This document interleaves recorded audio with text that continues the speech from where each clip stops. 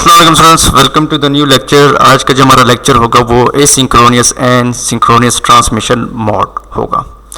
तो बेसिकली दो डिवाइसेस जब एक दूसरे को डेटा सेंड करती हैं तो उनका डेटा सेंड करने के लिए वो मेथड्स का यूज़ करती हैं। तो दो मेन मेथड्स हैं जिसको वो यूज़ करके वो कम्युनिकेशन करती हैं।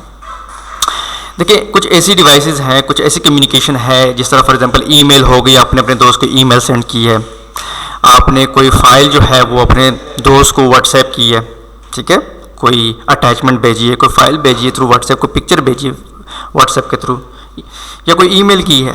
तो इस तरह की जो कम्युनिकेशन होती है ना, उसमें डेटा जो है वो ज़ाहिर बात है आप समझ लें चंक्स में जाता है, ठीक है।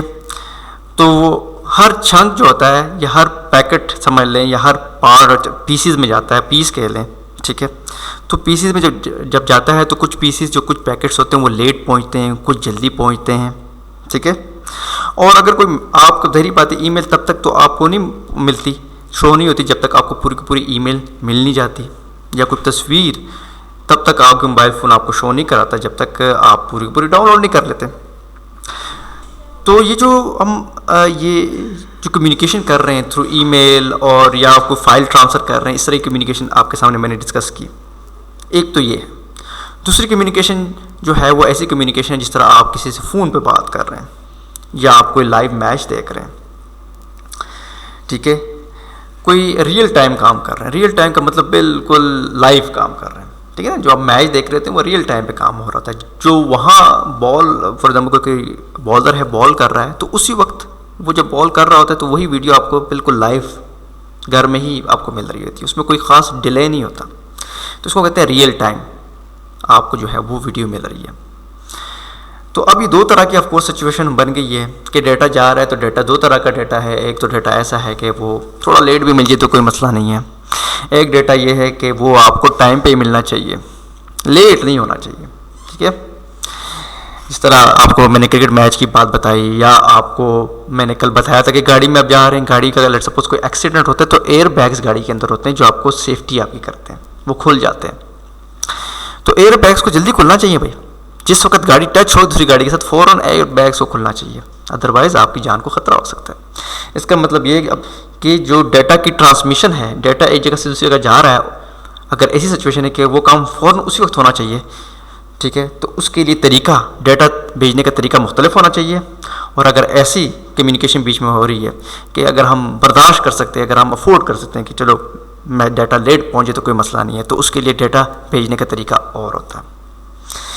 तो ईमेल के केस में, फाइल ट्रांसफ़र के केस में, या कीबोर्ड और माउस के केस में, देखिए कीबोर्ड और कंप्यूटर के दरमियान, कीबोर्ड और यूएसबी यानी जो आपका मदरबोर्ड है उसके दरमियान भी तो डेटा ट्रांसमिशन हो रही है ना। जरूरी तो नहीं कि तो कंप्यूटर के दरमियान अगर डेटा कम्युनिकेशन हो तो हम सिर्फ उसी को हम डेटा कम्युनिकेशन कहें। आप कीबोर्ड और आपकी मदरबोर्ड के दरमियान जो डेटा की ट्रांसमिशन हो रही है, ठीक है, वो भी तो डेटा ही है ना, वो भी ट्रांसमिट ही हो रहा है आपका, वो भी तो कम्युनिकेशन ही है ना, कीबोर्ड और आपके मदरबोर्ड के दरमियान।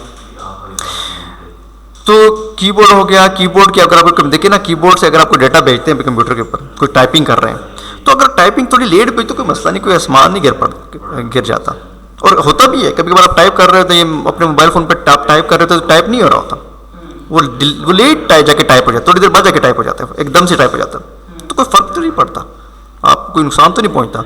इस तरह अगर किसी आइकन के ऊपर क्लिक करते हैं अपने मोबाइल फ़ोन के ऊपर, तो अगर आप क्लिक करते हो खुलता नहीं तो लेट खुलता है, तो उसको फ़र्क तो नहीं पड़ता।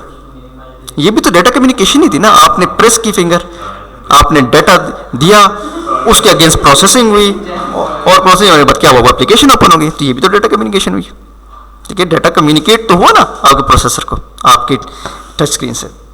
तो इस तरह की सिचुएशन है, तो हम उसको इस तरह की कम्युनिकेशन को के अंदर हम एसिंक्रोनियस ट्रांसमिशन को यूज़ करते हैं। क्या यूज़ करते हैं, यानी जो ये डेटा की ट्रांसमिशन हो रही, डेटा एक जगह से दूसरी जगह बेच रहे हैं, डेटा के भेजने को हम क्या कहते हैं, ट्रांसमिशन। ऐसी जो मैंने भी आपको सिनेरियो बताया है कि इसी सिचुएशन में फिर हम उसको कहेंगे कि ये एसिंक्रोनियस हम डेटा सेंड कर रहे हैं। क्या सेंड कर रहे हैं, एसिंक्रोनियस डेटा सेंड कर रहे हैं। तो एसिंक्रोनियस डेटा तब आप सेंड करते हैं जब आपको जल्दी नहीं होती, आप अफोर्ड कर सकते हैं अगर डेटा लेट भी चला जाए तो क्या है। तो इस सूरत में जब सेंडर, ये देखिए ये सेंडर मैंने बनाया है, ये सेंडर है, मैं थोड़ा सा यहाँ से इसको कुछ टूल सेलेक्ट कर लेता हूँ, ये और रेड कलर सेलेक्ट कर, ये बेसिकली आपका सेंडर है, ये आपका रिसीवर है। तो सेंडर रिसीवर वो कुछ भेज रहा है, ठीक है, तो डाटा भेज रहा है। ऑफ कोर्स आप सामने 1s and 0s नज़र आ रहे हैं कंप्यूटर के अंदर। Of course communication 1s and 0s use करते हैं हम लोग।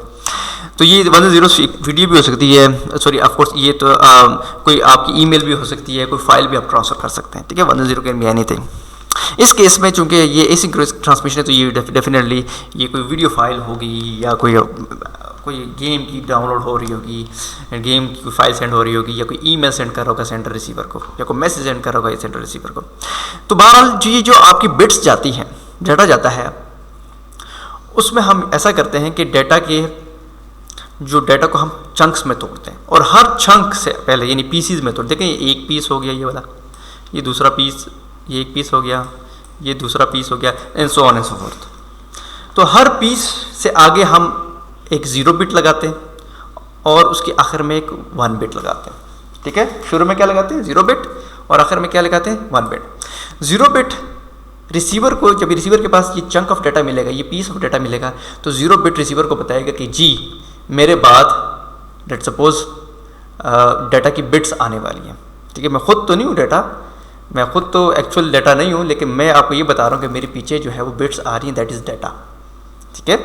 और सबसे आखिर वाली जो बिट 1 है, इसको हम कहते हैं जी एंडिंग बिट है। 0 जो है स्टार्टिंग बिट है, ये रिसीवर को बताती है कि यहाँ से डाटा स्टार्ट होने वाला है, और जो आखिर में सबसे 1 बिट है वो रिसीवर को बता रहा है कि यहाँ पे ये पीस एंड हो गया है, बस मजीद आगे मेरे पास और डाटा नहीं, ये पीस एंड हो गया, अब आप नेक्स्ट पीस के लिए इंतज़ार करो। और नेक्स्ट पीस कैसे पता चलेगा कि नेक्स्ट पीस आया, उसको शुरू में 0 मिलेगा। जिस तरह ये नेक्स्ट पीस आ रहा है तो ये जब पहुँचेगा वहाँ पे तो 0 होगा, ये उसका पहली जो बिट होगी ये 0 होगी।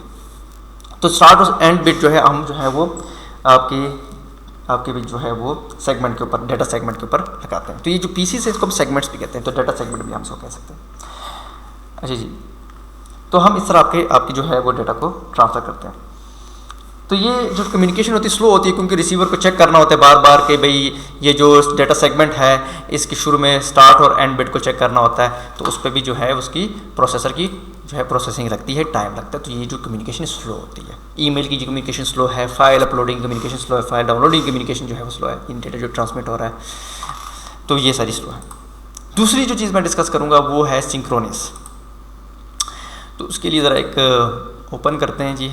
मैंने एक पिक्चर डाउनलोड करके रखी है आपके लिए, आई थिंक यही वाली है फुली, हाँ ये है।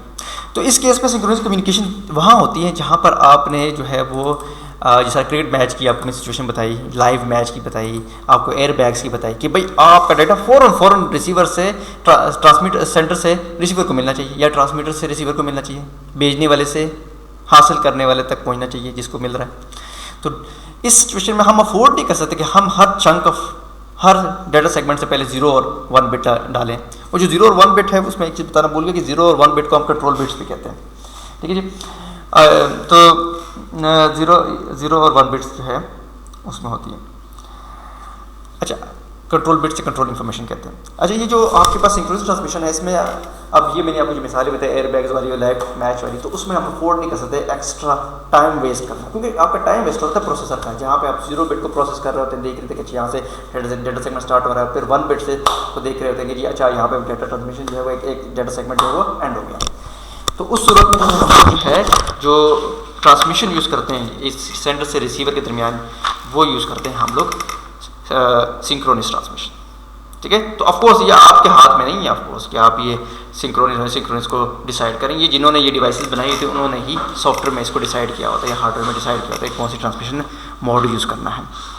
इसमें स्टार्ट और एंड बिट नहीं होती आपकी सिंक्रोनस ट्रांसमिशन में, ठीक है, बल्कि स्ट्रीम ऑफ बिट होता है। बिल्कुल आप जो है बिट्स भेज देते हैं, इकट्ठी ही बिट भेज देते हैं, ठीक है, ठीक है। बिट्स एक के बाद दूसरी बिट आ रही है, एक के बाद दूसरी बिट आ रही है, इस तरह इनके बीच में स्टार्ट और एंड बिट नहीं होती, ठीक है। और ये जो स्ट्रीम्स ऑफ बिट हैं ये रिसीवर अपने पास लाता है, उसको जो है वो काउंट करता है, ठीक है, और उसके बाद उसको रिकग्नाइज करता है दैट इज़ अ डाटा। और ये जो कम्युनिकेशन है ये फास्ट होती है as compare to the asynchronous transmission, क्योंकि इसमें उसको एक्स्ट्रा प्रोसेसिंग नहीं करनी पड़ती, कंट्रोल बिट्स को चेक नहीं करना पड़ता, ठीक है। तो होपफुली आपको ये लेक्चर जो है वो समझ आ गया होगा, और अगर समझ नहीं आया तो आप मुझे उससे रब्ता कर सकते हैं।